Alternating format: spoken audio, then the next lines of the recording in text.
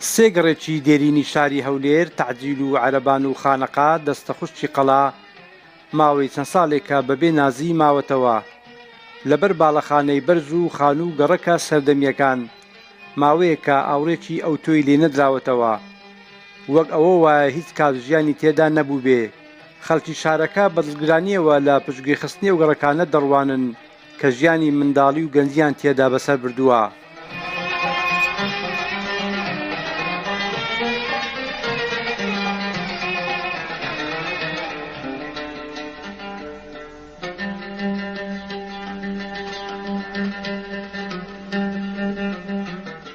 والله دەبی نۆژەم بکرێتەوە ئەوە حەزارەتی هەولێرەوە تاریخی هەولێرەوە کاچی من وەڵا دامرم کاولەوانە داوا دەکەم لە حکوومەتی ئەوە چکە حەزارەتە ئەوە تاریخی هەولێرەیە هەولێر شارێکی کۆنە پێویستە ئەو هەولێرە ئەو محلانە هەمووی نۆژەم بکرێتەوە باو باپیری و تاریخی ئەو هەولێرە خاوێنەی نەگۆچی تاریخی ئێستای پیس ئەو تاریخ کۆنەی هەولێرەی لبرتاوي محلة العرب محل خانقاه محل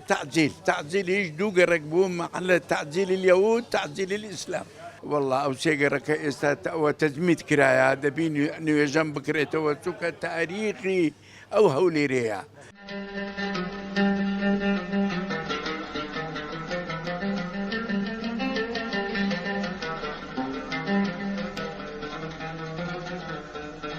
بەهۆی تێپەڕبوونی ماوەیەکی زۆر بەسەر چۆڵکردنی ئەو سێگەڕەکە جگە لە نەبوونی خزمەتگوزاری لە هەمان کاتدا بەشێک لە کوچە و کۆڵانەکانی وەک کۆگایەکی بازرگانی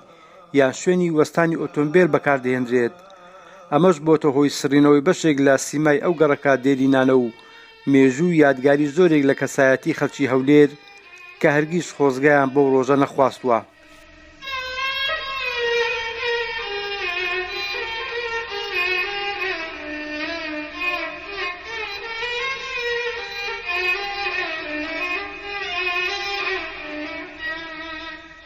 صاحب خانه كان ماينه يعني عاده شتني عاده كشلا بش دارتويا بيني بن الصالو دارتوي هيز ناكا فاريناكا وشي قديم سيمتو بكنو وشي تيرا وست قانوننا حمود سيمتو يا كريم زانا تماشاكا يعني او يصالي شيستكانا بنزال شيستكانا او قيركرا خاصة تعزيل نوي زولكان قديم هذا الشيء صح أمريكا هاي فروشتني هاي مثلا أنكو إيه صعب لنا أو دغرو دامبو كل تكان كلان ليكليا أو مجمع روي أول شيء تدو دوس كلايا أو إذا أو أنا بيش لمنا هذا والله داو كلمة أو حلش من لو ما دابين كان أما بالنسبة من أنكو أم درو أما صار ما كانش كدرو لو صعب مركيدة يعني أما ليرانينا للصالي هشتا وبابم ليرانيا هلك ما لو كان طبعا زور باشتري لبومان شوينة قديم بيتم باشتري لبومان طبعا بعمو يبلم لبوما يعني أما ليران لو قركي قبل هل لو قركينا باب شو نعم أنا يتول بيتن بس لبوما قد تشتغل كان داوا کاریماوەیە لە بەرامبەردا بەرپرسانی شاری هەولێر باز لە هۆکارەکانی مانەوەی هەر سێگەڕەکی خانەقا و تەعجیل و عەرەبان دەکەن کە بۆچی بەم جۆرە ماونەتەوە و دڵنیایی دەدەنە خەڵکی هەولێر کە خواستی ئەوان نۆژەنکردنەوە و تێکنەدانی ئەو گەڕەکانەیە هەروەها مانەوەیانە وەک شوێنێکی کەلتوری.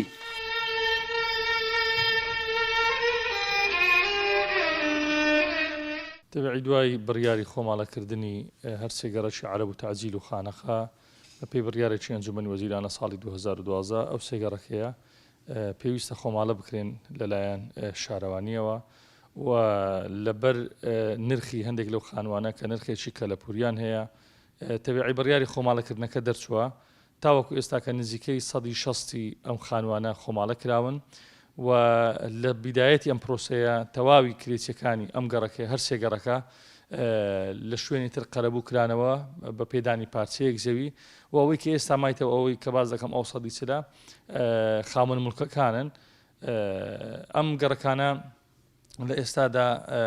بەداخەوە گەڕەکان لەبەر ئەوەی چۆرن هەندێک مەشاکلی بڵێن داڕوخان و ئەو شتانەمان دێتە پێش لە کاتی بارانبارین زۆرەکان ئیستیملاکردنی ئەو سێگەڕەکانە بۆمانەوەی قەڵاتە لە لیستی ئاساری عالەمی ئەم بڕیارە بڕیاری حکوومەتی هەرێمی کوردستان نەبوو بەڵکو بڕیاری یونسکۆی بووە لە بۆ ئەوەی ئەو سێگەڕەکە کە لە عمقی قەڵاتدایە بۆ ئەوەی ئەو گەڕەکانە وەکو خۆی بمینێنەوە لە بە هەندێک بڕیاری ئیستیملاکردنرایە. لە زۆر وڵاتی جیهان کار بۆ پاراستنی شوێنە دێرین و مێژوویەکان دەکرێت لەسەر شێوازی کۆن نۆژەنی دەکەنەوە نەوەک تەنیا بۆ پاراستن لە ڕمان و فەوتانیان بەڵکو دەکرێنە شوێنی کەلتوری کە ڕۆژانە بەدەیان و سەدان گەشتیاری بیانی سەردانی دەکەن کە لە ڕێگایەوە مێژووی نەتەوەیەک دەخوێندنەوە و ئاشنای دابوو نەریت و شارستانیەتی ئەو وڵاتە دەبن. تا عەبدوڵڵا گەلی کوردستان هەولێر.